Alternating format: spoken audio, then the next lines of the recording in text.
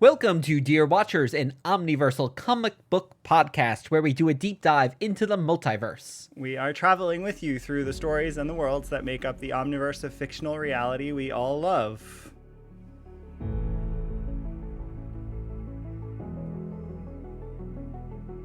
And your watchers on this journey are me, Guido. And me, let me take my helmet off so you know who it is. It's me, Rob.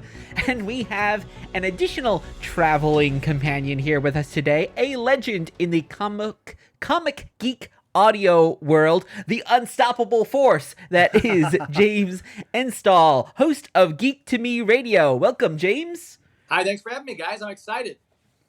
Thank you for joining. Geek to Me Radio is a favorite of ours. We listen to the podcast, but our listeners can find you on Sunday nights because you're live on the radio on Sunday nights in the St. Louis area. You have over 350 episodes, but you're also a great person to follow because you do incredible interviews. You post videos from all of the con hopping you do, great pictures. So you really are a legend. And thank you for taking time to join us and suggesting this issue. No, I'm super excited. I very much appreciate it. I've listened to you guys, and we talked a little bit before the show started about your process for editing. It seems so seamless because I've listened to your shows, but now I know the secret of how you do it now, so that's great. But like your last issue, you were talking about Speeding Bullets, which is one of my favorite Elseworlds tales, and that's just the stuff you guys cover is always so much fun. So I'm super excited to cover one of my favorite issues of What If. Thank you. Yeah, Yes. I am too. Thank you for being here, James. And before we begin today's travel itinerary, what's new with us, Guido, in our section of the multiverse? We're working on our summer plans because that's going to be our 2-year anniversary and our 100th episode. We just celebrated 10 Cent Takes' 2-year anniversary with them over on their latest episode, so you can hear a question we submitted to their anniversary. But we have some interviews coming up. We have an epic storyline, Kingdom Come, that we are finally covering coming up. And so follow us on social media. You can follow our coffee, KOFI, at dearwatchers.com for updates of what we're up to and what plans we have coming. And if you are joining us for the first time, we have 3 parts of our journey today. Origins of the story, what inspired this other reality. Exploring multiversity, we dive deeper into our alternate universe. And pondering possibilities, we examine the impact and what's followed or coming in the future. And if you're enjoying what you're hearing, please leave a review and follow us online. And with that, dear watchers, welcome to episode 90. And let's check out what's happening in the Omniverse with our travels to today's alternate universe.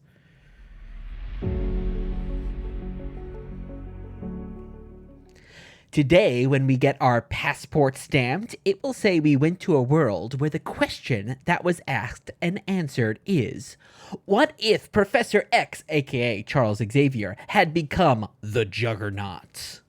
And this is Marvel Earth 905. It's an Earth that comes from the pages of What If, with this one key story being told there. 905 is using the date numbering, so the issue is May 1990, hence 905. And before we get into our issues and our trip to Earth 905, we'll talk about Juggernaut. But first, James, why this issue? This was not my first issue of What If, but it was just one I glommed onto as a kid. I was entranced by it. Kind of helped cement Juggernaut as one of my favorite Marvel characters. Just the idea of the What If, because I think my previous first What If had been what if the alien costume had possessed Spider-Man. And I was like, well, this is very cool that they have all these other alternate things that could have happened. So I kind of started to do a deeper dive, and a friend of mine said, here, read this one. I'm an X-Men fan. You'll probably like this one because you like X-Men too.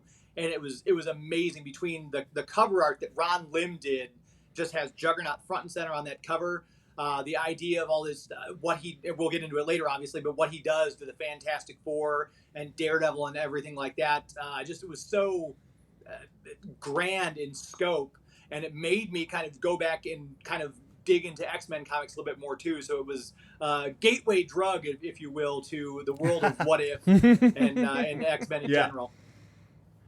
I think the good alternate universes do that, right? Like they sort of whet your appetite and then you want more of the main universe so you can get all the context that helped build that alternate universe. Right. It's like a sample platter. Then you can dive in and have more of that particular dish. Exactly. And speaking of of this week's particular dish, it's the Juggernaut, aka Cain Marko. He was created by Stan Lee and Jack Kirby in the pages of X-Men in 1965, which we will dive back into in a few minutes. Juggernaut, the sometimes villain, sometimes X-Man, sometimes anti-hero, always heavy-drinking, immovable character, is deeply linked to the X-Men, though he has his own series at times. He's shown up in Doctor Strange, Thor, Iron Man, Spider-Man, She-Hulk, Deadpool, and many other Marvel titles over the years. The character has also had some of the most on-screen adaptations too, with appearances in X-Men 3, The Last Stand, everybody's favorite movie, Deadpool 2, X-Men the Animated Series, Superhero Squad, Spider-Man and His Amazing Friends, Wolverine and the X-Men, X-Men Evolution, and even more that are really not worth mentioning. And he's also appeared in multiple video games. I remember trying to defeat him in Arcade's Revenge many times and probably failing.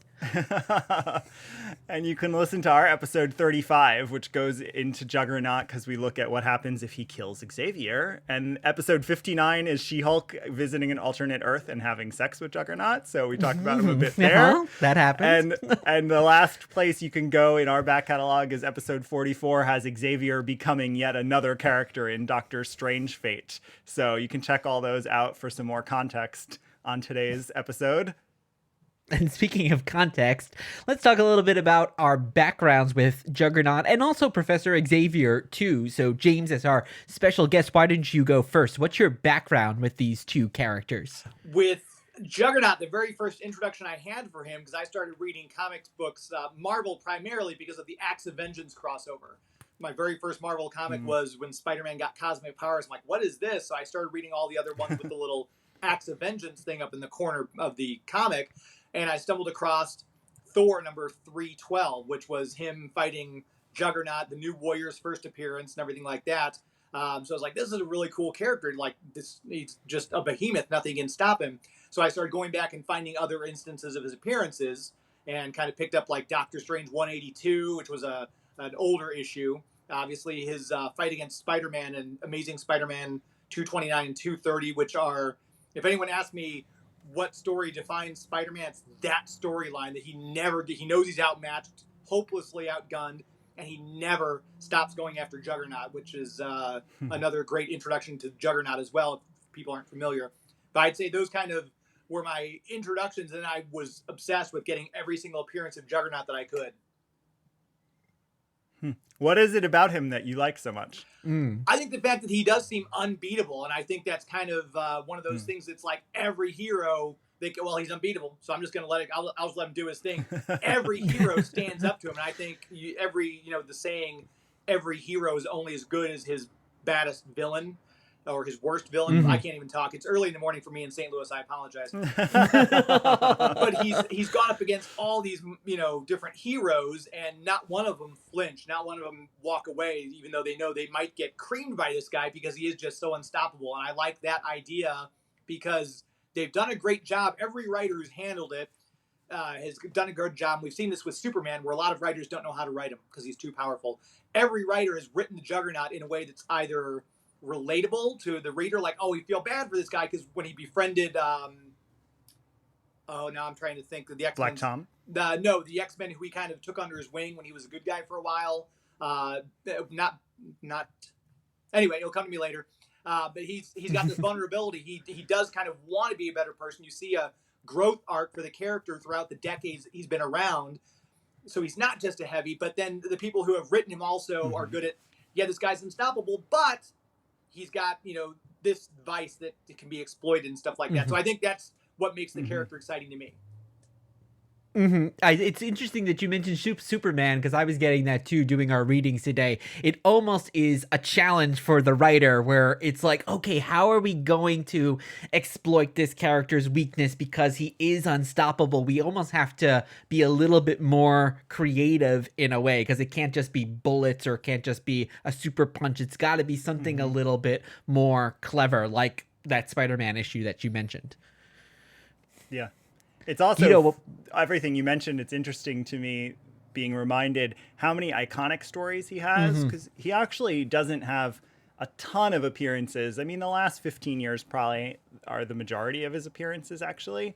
So it's so interesting, though, that by virtue of the fact that he has that recognizable Thor storyline, the really classic Spider-Man storyline, that he's bound up in Doctor Strange with the Sidorak connection, like he's really cemented his place in the universe, even though he didn't have that many appearances for a long time.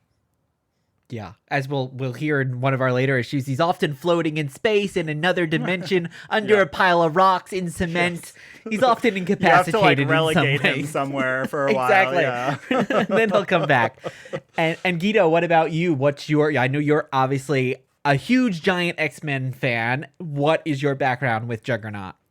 Yeah, I think just always having read X-Men for the 35 plus years that I've read comics, he's always been a part of that for me. And so I've always been very familiar. I've never been a fan of his. I've never disliked him either. But what is interesting is realizing, even in what you shared, James, he's been part of really interesting stories. And maybe, Rob, it's some of why you were just describing, like, obviously the Claremont bar fight with Colossus issue is like a really, really great, amazing, again, iconic issue, especially for someone who's a big fan of the very human soap opera elements of X-Men. So it's fun to realize that I might actually like him more than I knew. I also think his depiction in the animated series is great. I think they do such a good job of balancing the like sort of dumb, big beef meathead kind of guy, but with a lot of humanity, which I think is written in the character and portrayed in that the X-Men animated series version. So yeah, he's always been a part of everything I've known, and I've been sort of neutral, but I might be moving toward positive now on him. And Rob? Yeah, I like you definitely. It was the animated series was one of the main ways that I knew the character, but the other way in comics were the two Deadpool miniseries in the 90s where he's fighting against Deadpool and he's partnered with Black Tom. And they really had almost a comedy duo kind of thing. And that classic comedy duo where you get the one who's maybe a little nicer, but is the dumber one, and that's Juggernaut. And then the meaner one, but who's smarter, and that's Black Tom. And also kind of them fighting Deadpool is also has that element of Boris and Natasha fighting Rocky and Bullwinkle as well. Having that smarter hero who they're also battling. So I definitely always thought of him as a character that worked well with other characters. Maybe stand alone, he's not the greatest, but if you have a Black Tom and a Wade Wilson to have him bounce off of, then he really stands out.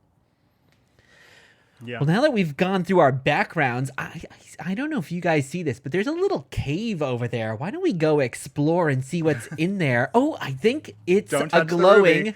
Oh, it's a glowing point of origin. It's our origins of the story. Ah. Right now on this very show, you're going to get the answer to all your questions. Our amazing story begins a few years ago. And first up today is X-Men Volume 1, issue number 12 from Marvel Comics, way back from July 1965, and it is called The Origin of Professor X.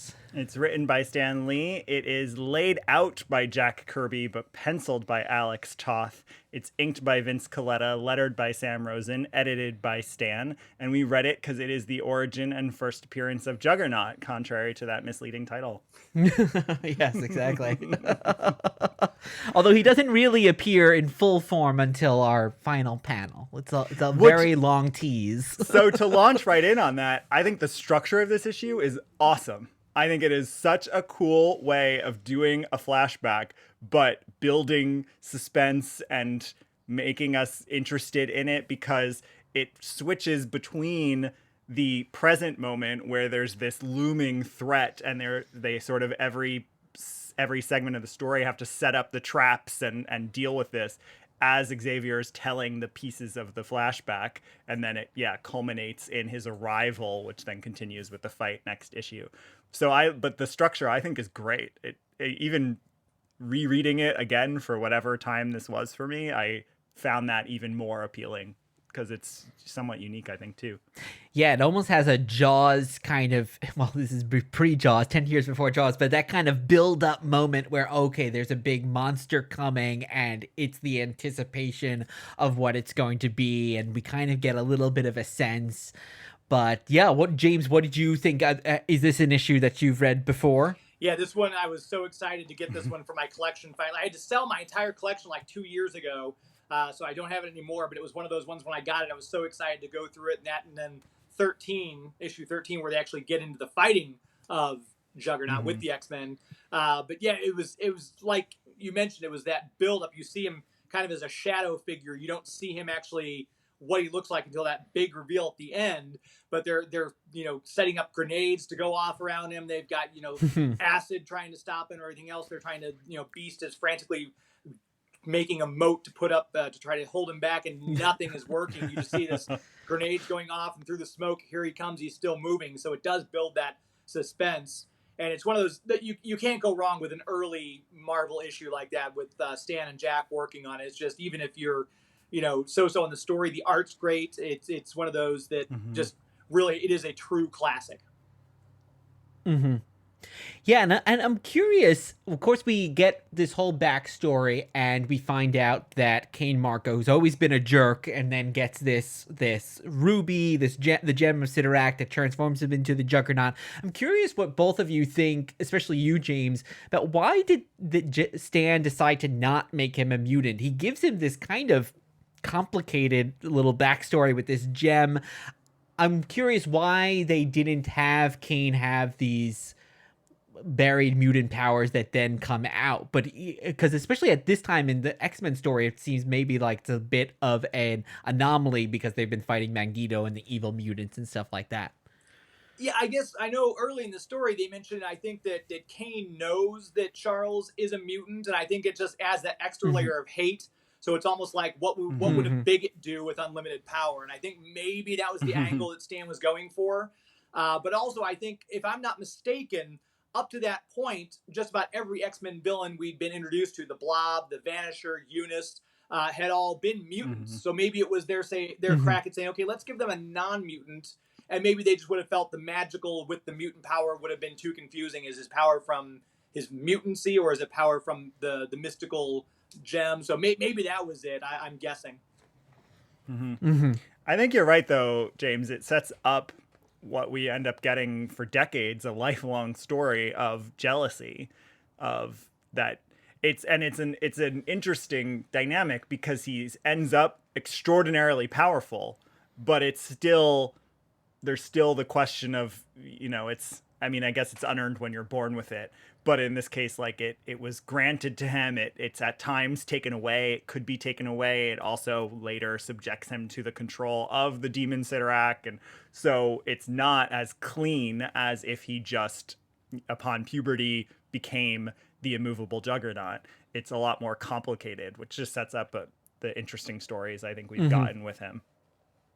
Yeah. Agreed. And I also think in this episode, just to talk about the other characters, Professor X too, it's interesting seeing how Professor X's powers evolve and that he is able to use his telepathy to be a better athlete and be a better student, and also setting up this dichotomy with Charles that I think is played out over time, where he's not always the best person either. And even here, yes, he's using these. He knows, okay, I have to stop. This is going to be my last race. It's too easy to beat humans. But at the same time, he's still doing it. He's still using this as a way to one up. And that is almost getting to the core of what we're also saying in terms of Cain's jealousy, where Charles is still using his power to advance, even though he knows that he shouldn't. So it's an interesting character point for Charles, too.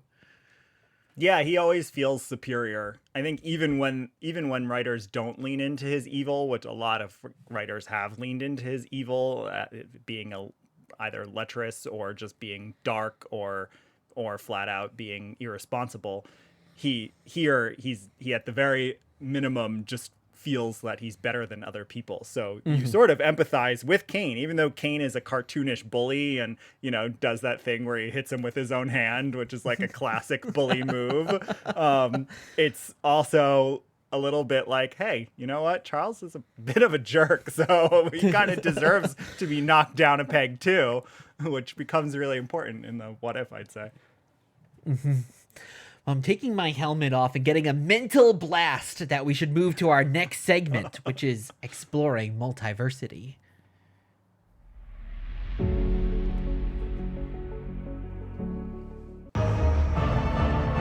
I am your guide through these vast new realities. Follow me and ponder the question, what if? And today we are asking the question, what if Professor X had become the Juggernaut? This is from What If Volume 2, no matter what the damn internet says. And it is issue number 13 from Marvel Comics from May 1990. Yes, so this issue is written by Kurt Busiek, who is a comics legend, though at this point had been writing for Marvel, DC, and Eclipse a bit. It's really after this that he writes the Marvels, that he reboots Avengers, he creates Thunderbolts, he writes JLA Avengers, he creates Astro City, so really a legend early in his career at this point. It's penciled by Vince Mielkarek. Vince penciled a handful of what ifs, inked a small number of books, and died quite young in 1992 at age 28. Wow. It's inked by Ian Aiken and Brian Garvey, colored by Tom Vincent, lettered by Gary Fields, edited by Craig Anderson. And again, this is Earth 905. So James, can you start us off with what happens on Earth 905? Yeah, so this one, it's like every what if, it starts out, you know, set in kind of a familiar type thing where Xavier and Marko are out, and I believe, if I'm not mistaken, this time Xavier finds the gem and Marko manages to get away before the whole thing collapses, before the cave collapses, just like it did on Cain Marko in X-Men number 12, as we discussed. And by the time he escapes and digs his way out, he's, as we find out, kind of driven a little insane by being trapped under there for a little while. He's not the Xavier that we knew on our Earth. He's a little bit more of an edge to him, and we mentioned, I know, that the darker side of him kind of comes out because he decides he's got now this power, this strength that he didn't have before. He's going to use it to protect mutant kind. It almost becomes a rival of Magneto, who, one of my favorite scenes is Magneto's like, okay, yeah, let's see how tough you are. Tries to just crush Juggernaut within his armor. The magical power won't let that happen, so Magneto can't do anything to him. So that's the last we see of Magneto at that point. Things proceed apace. You know, he begins to recruit his X-Men, but he's kind of turning them a little bit, it almost becomes a little bit of a fascist state against humanity. And we see humans being rounded up, and the X-Men are kind of, some obviously enjoy the power they're being, like I think one of Eunice's task force is teamed up with Warren Worthington of all people, who also is enjoying the elite status that's now afforded to him. But when people and bought an island or something like that. Bought Hawaii, yeah. Oh, bought Hawaii, that's it. So it's very interesting that Warren quickly throws in with the side of the bad guys. I thought that was kind of telling. But we've got, you know, Xavier uses his power, his mental ability that he also has, to find cures for the Fantastic Four and shuts down their cosmic powers. It's like, yeah, you guys are just regular human beings now. He threatens to expose Peter Parker's secret identity through his telepathy, and Peter's like, well, I don't want to give my Aunt May a heart attack, I just better quit. He's able to find cures for the Hulk and Daredevil to make them normal. If I remember correctly, he traps Ant-Man and the Wasp in the quantum realm, so they can't come out. I love how they conveniently say, Thor is away on business, NASCAR. I'm like, well, that's right. and Namor, right. Yeah, and Namor's underwater and doesn't pay attention. So yeah, he allows Tony Stark to drink himself to death, which was pretty dark. I remember at the time, like, that's pretty awful. And because the Avengers never formed, Captain America is still floating around in ice somewhere. They never revived Captain America. So he quickly eliminates all of the Silver Age heroes who would have been there at the time to oppose him. And then as he goes through, he starts to get pockets of resistance. And, you know, within like a couple of the X-Men are like, well, this what we're doing is kind of wrong. I don't know if we can we can keep doing this. And Magneto's there and say, hey, you want to stop him? So do I. And kind of brings those renegade mutants into his fold. Lures. Am I going to spoil this? I can't remember if I should go all the way to the end. Go spoil it. Okay. Yes, go for If it. you haven't read it in the past 33 years, you're out of luck anyway. So Exactly. so 33-year-old spoiler. So they lure him up to asteroid M, and they end up getting him there, blowing him out into space. And the final line always sticks with me because he's hurtling outward from the Earth through space, and the line is, "Nothing can stop the Juggernaut, and nothing ever will." And that's how we end up getting rid of the Professor Xavier version of Juggernaut. But it's one of my favorite issues. It's very satisfying because you see all this stuff that would happen. It's got the interaction with the other Marvel characters I mentioned. And we have a perfectly driven storyline that ends with a satisfying conclusion. So I think it's both sad, but it's also, we're like, yeah, he got rid of him. But also, that's the end. That's the last we're going to see of Charles Xavier. So, Yeah. Well, what's amazing is the summary you just offered. That's a 28-page story. Like, there's so much in this story. It's the world building in this story, which is not a surprise from Kurt Busiek, but the world building is wild. There's so much in this that it could have been easily a mini series. I mean, it's really remarkable. I'd almost like to see that.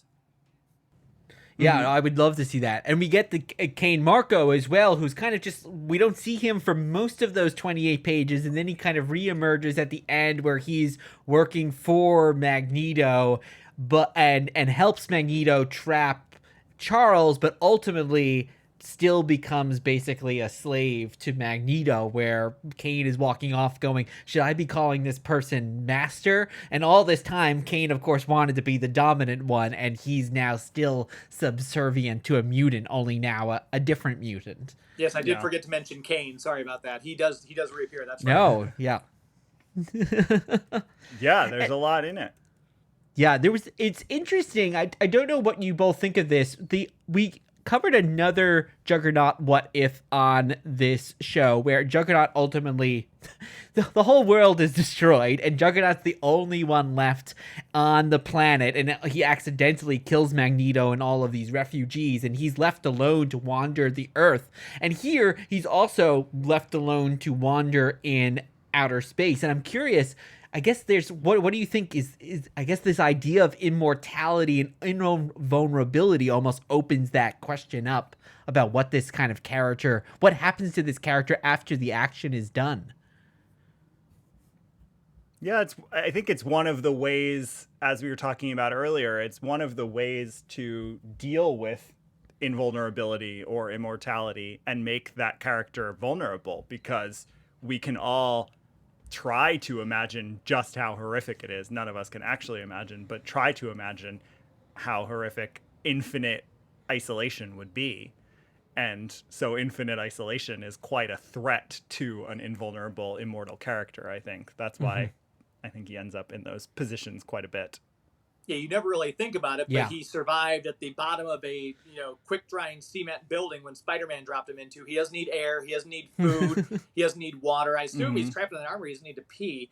But it's one of those weird things that we see it kind of in Interview with the Vampire, where Louis is just, driven mad. Not driven mad, but he's just so forlorn because he knows all of his friends will leave him and die, and we see him cry when the little girl vampire is killed.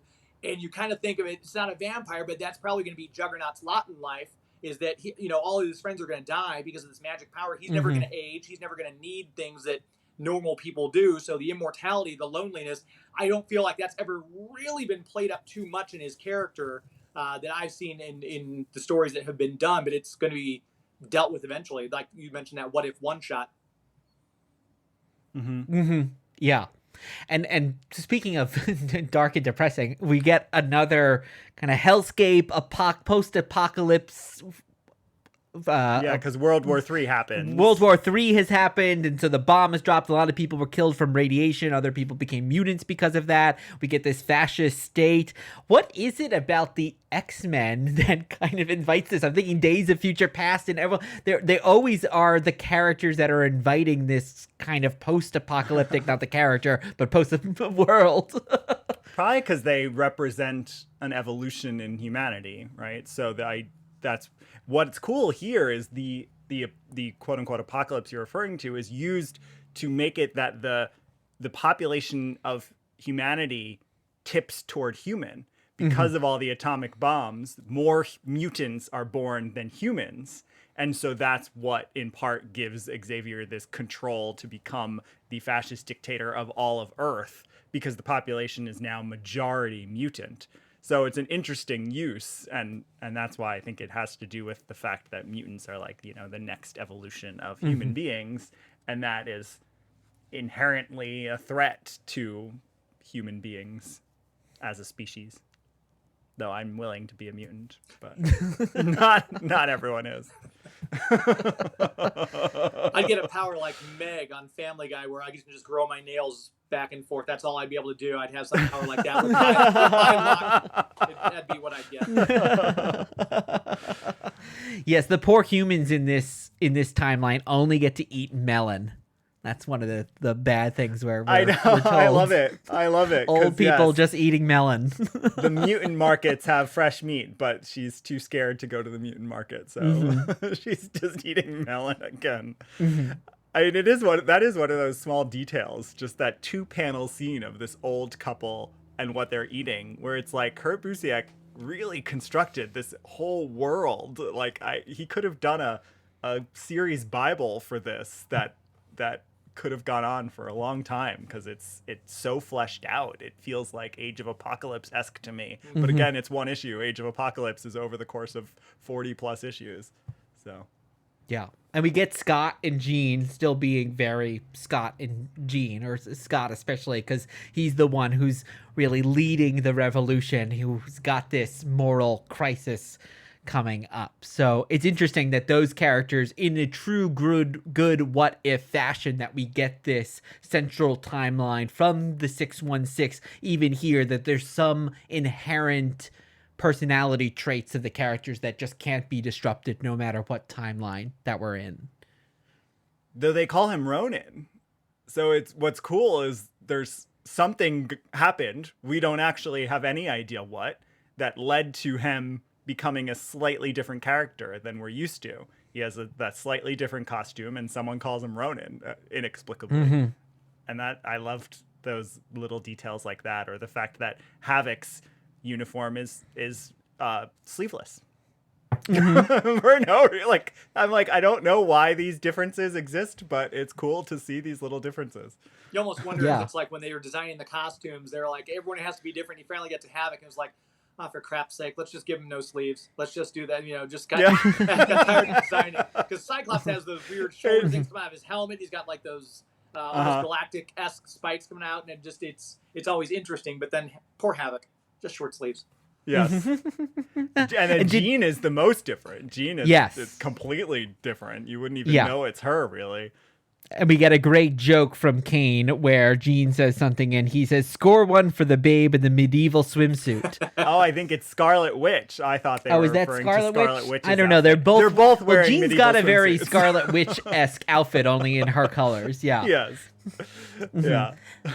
And I didn't even know it was Hank. Did Hank ever look like this, Guido? Because Hank is not blue, and he's got this metal armor on. No, he looks. It reads as Puck's outfit for some reason. It does. He looks just like Puck, but they call him Hank. He's not blue furred at the start of the X-Men, right? So if we assume this is a different timeline, then why would we assume that he would become blue furred? So it makes sense that he's human. But yeah, the outfit looks very much like Alpha Flight's Puck. Slash BDSM wear. It does. Which is par for the course in X-Men. Yes, that's true. That's true. Yeah, I mean, there's so many details we could talk about. I don't know if there's any other key things that need to be said, though. I think it's great. I really think it's great. I had not read this in 30 whatever years, so I was glad to read it and see so much in here that I thought was interesting. I mean, well, I guess we'll talk about Xavier more in a minute when we get to another issue. But anything else in this world? No, I guess the question we always ask, is would James, would you want to go back to this world? Would you want to see more stories in this universe? Yeah, I especially like the fact that, it was summarily dealt with on just one page, what he did with all the heroes. I would like to almost see those battles, though. Like, obviously, they're not just going to stand there and let Xavier spray them with his cure. So I'd kind of like to see how that battle goes. Daredevil can probably, with his radar sense, see that this guy's coming at him up to no good. I'm sure Hulk wouldn't just stand there. He'd throw some punches. There'd be something going on. And who doesn't like a Juggernaut versus Hulk battle, right? But I'd like to see those some of those throwdowns. And because he did such a masterful job, Kurt, in world building, I'd like Ito said, I'd like to see a mini series. I'd like to see like a 6-part issue where we delve more into the world itself and kind of keep the same storyline if you want, but flesh it out over 6 issues so we see more interactions with the different mutant factions. How Cain is able to meet Magneto in the first place, and what happened with their, did that relationship go back and forth, or was it always just a quick, hey, you're working for me, sit down, shut up, here's what's happening, kind of a thing. I would love to see more of it. So I don't know if Kurt could ever be convinced to do something like that, if that was kind of in the back of his mind, or if Marvel would actually go through and say, hey, let's revisit this issue and have someone do a more in-depth analysis of it. Yeah. Your lips to CB Cebulski's ears, because I love it. I mean, you mentioned the mutant factions, and like, for people who haven't read this issue, because sadly Volume 2 is pretty inaccessible online. They haven't digitized all of the issues of Volume 2, but there's the Buzz Boys, right? So Kurt created this entire team of these criminal mutants, the Buzz Boys, and there's a character named Bubbles, and all these characters in this Buzz Boys gang. And it's like, that's a whole story in and of itself, is just who these people are and why they exist and why they're harassing the humans. They're very warriors, very dreadnoughts in G.I. Joe. Yeah, got all that. Very movies. 80s. Yeah, exactly. Yeah. And then the ending, I mean, I want to see more, because the ending, it ends almost on a cliffhanger or setup for a sequel, because it ends with Magneto threatening the new now X-Men, who are Cyclops, Jean, Scarlet Witch, and Quicksilver. And he's like, okay, I'm going to let you go this time because we work together, but I'm coming for Earth. So there's story right there. Yeah. Yeah. The story I want to see is, where's Apocalypse in all of this? Because he doesn't seem like he would be letting Charles Juggernaut just take over humanity without his say so. So what is the story involving Juggernaut and Apocalypse, and that would be such a cool battle too to see. I don't know if maybe it's happened at some point in X-Men history, but these two unstoppable forces battling out. Yeah, or maybe they even cut a deal or something. Exactly. Or is there a Hellfire Club on this Earth? Like, is it necessary for them to have a Hellfire Club, and what would that look like on this particular Earth? Yeah. Well, that's the thing with mutants being dominant. It tips the whole scales. Like, everything can get transformed slightly. Even Apocalypse's role could be very different, especially once the World War III happens and you end up with a majority mutant population. Everything is different at that point. The whole dynamic of the team. Well, we've been hurtling through the galaxy with nothing stopping us, but I do see something ahead, and we're going to collide straight into Pondering Possibilities. Will the future you describe be averted?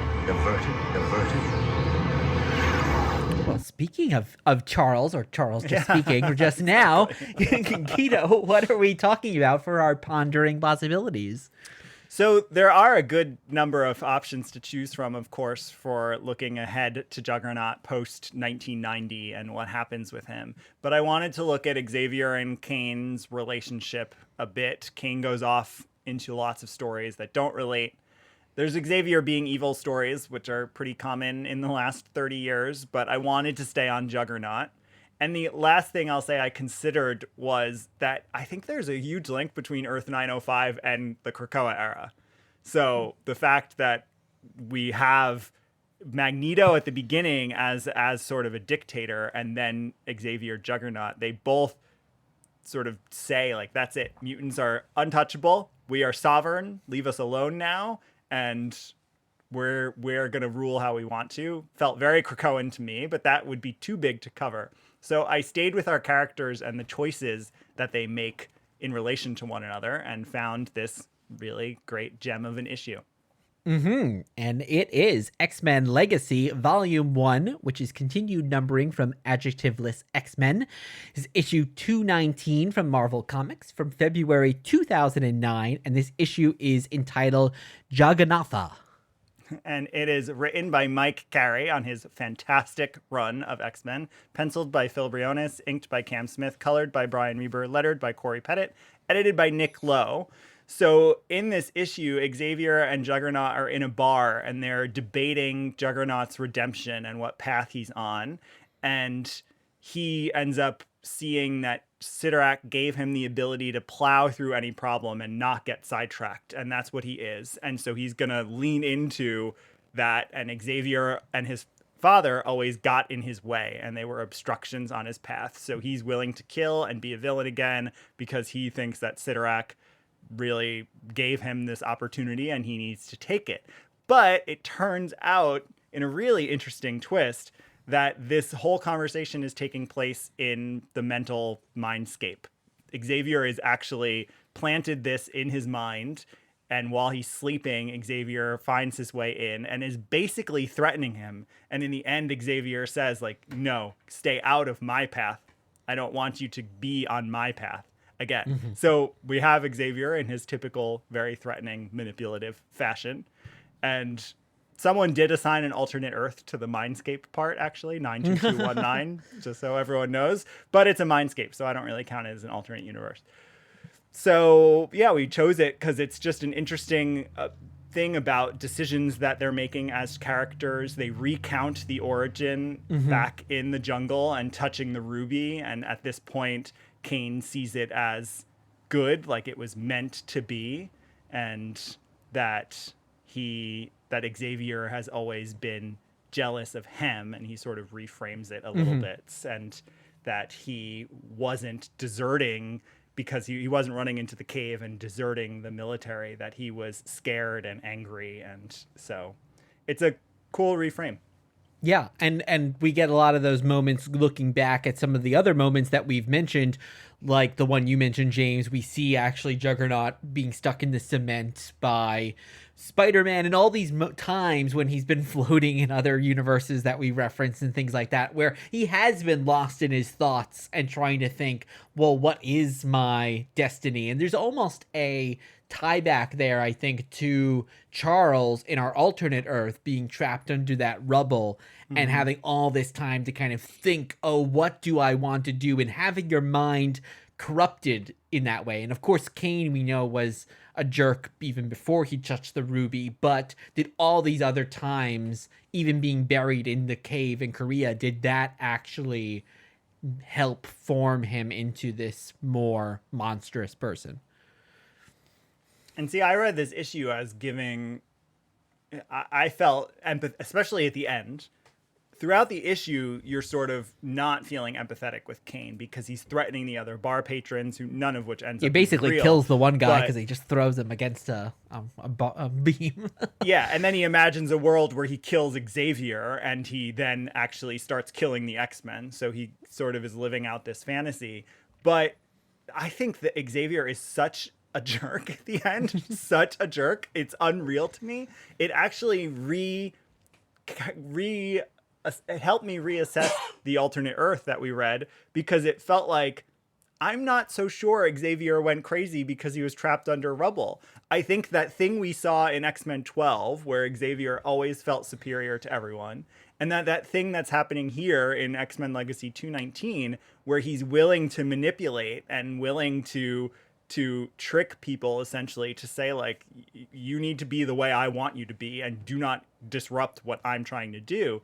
I think those qualities are what made the Xavier on Earth 905 able to be a fascist dictator with a little extra power. Like, he's never had the physical power that he had on Earth 905. So give him the physical power, and I think that's what you're going to get. I don't think it actually was that his mind broke.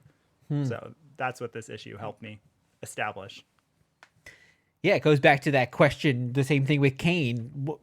What's inherent in you and what then is brought out by these external forces? And we'll never really know, but it's interesting. Maybe those two half-brothers are not as different as they like to think they are. Yeah, I think that's true. James, have you seen that as a fan of Juggernaut? Like, I don't know, where do you fall on how much of a villain is Juggernaut? How much of an anti-hero or how much of an actual hero? Like, where do you fall on that? Being a fan? Just like with anything else, when it's like, if this person could beat this person to fight, who's writing the story? I think with like the one you're referencing, which we talked about before the show started, I read it when it came out, but not since then, and I couldn't find the book to reread. But this obviously plays him as he's a villain. We've seen him be a hero in that weird Malibu universe where it was like in the early 90s when Juggernaut was leading a team of all new exiles. He's like, oh, so he's the leader of a bunch of good guys. So I think we've seen that, and which is kind of another reason I keep coming back to the character, because whose moral compass hasn't wavered from time to time? You wake up someday and you feel like, you know what? I'm tired of being walked all over. This is where I get mine today. And other times you wake up and you want to be that good person. It's interesting that whoever writes this character, great story with Fabian Nicieza wrote a 5-issue series a while ago where he ends up, he is a good guy. He's helping this brand new mutant out to keep her safe. And he is, like you said, an anti-hero in this, because he's not your typical good guy where people are going to give him his latitude to do what he wants.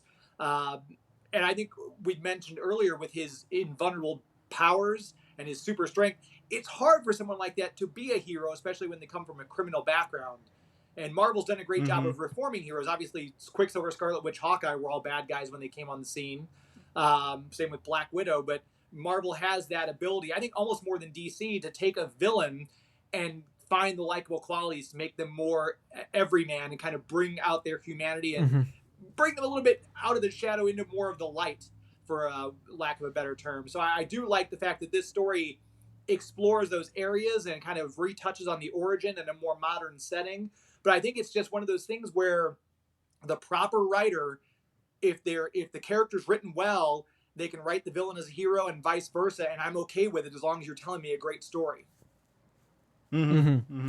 It's interesting you mentioned those other characters, because the one I'm thinking, just hearing what you're saying, James, is Venom and Eddie Brock, where you have Eddie as this kind of jerk character. He gets inhabited by this other force, like the Sidorak, in this case the symbiote, transforms him, makes him maybe more evil, but he was always evil. And then eventually we get this character kind of becoming more of an anti-hero over time. So there's lots of similarities between those two characters.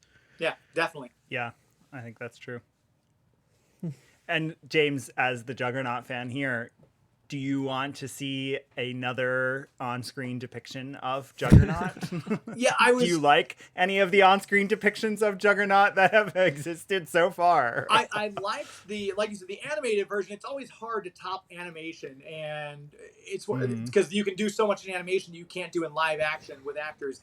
I was very disappointed because I love Vinnie Jones, but there were so many times throughout that movie I'm like, why doesn't Xavier recognize them? They're stepbrothers. Why is he only crashing through? Why isn't he doing other, So it was very disappointing, the version we got in X-Men 3, one of the several disappointing things about that movie. But I did enjoy what we got from him in Deadpool 2, because that, to me, I was like, why don't you just CGI the character? He's supposed to be the size of the Hulk. And I think Deadpool 2 did a great job with Juggernaut, because he was taking care of the other mutant, the smaller one. It was we've seen him do that several times throughout his history. So I did enjoy that. And then to see him go toe to toe with Colossus, I'm like, all right, someone's got to drop a bar on one of the others. So we get that bar fight scene, that little hallmark back to X-Men 183. But yeah, I thought that was the best depiction we've had so far in live action. And are you looking forward to an even better one day in the MCU? Hopefully. I mean, I'm a comic book purist, so I'll nitpick little things like his armor should be brown, dark brown. I don't like this, gunmetal totally, armor. exactly. I kind of wanted that. I don't know why they keep making it gray. I agree. Yeah. Yeah, it was kind of. I'm not sure if it's a color palette thing. Or it's that with the CGI, the brown doesn't show up. I don't know. They can do it with werewolves, so I don't see why they can't do it with Juggernaut's armor. But I'd like to see a more, and maybe when we get the X-Men, now that they're being folded into the MCU, maybe we'll get a proper Juggernaut when all is said and done. Who knows? But yeah, I'm a big fan of the character, and that was probably my favorite live action depiction, and especially with Fabian's miniseries I just mentioned, I wanted that to be an ongoing series. So I think it could work if you get the right writer attached to it to do an ongoing Juggernaut series from Marvel. So again, if Cebulski's listening, maybe make that happen. Yeah, I loved how that miniseries also dealt with him not being a mutant and the Krakoa era and what his role in that could be. And I love all the stories that are dealing with those questions, like for Deadpool 2, who's not a mutant. But yeah, I hope for a good comic book faithful Juggernaut also. I think he gives the good family drama, which I think the X-Men should have a lot of family drama in it, because actually I'm not sure, with the exception of the way like some of the Avengers arguments could feel like family drama, we haven't actually had real family drama in the MCU amongst a group of heroes or villains. And so I think the X-Men has to bring that feeling, and I think you could do that with Juggernaut because of the relationship to Xavier. So And I think it was in Deadpool 2, they had a Black Tom in name only, really. I think he was in like one scene, right? And then written out. But I'd love to see then with Black Tom, because he's Juggernaut's chosen family. And also that kind of, he's the devil on the shoulder telling him to do the bad things. And Charles is maybe the angel on the other side. So I'd love to see, or questionable. Charles an angel. That's true. So, I'd love to see that dynamic too. Yeah, exactly. A fallen angel. Yeah.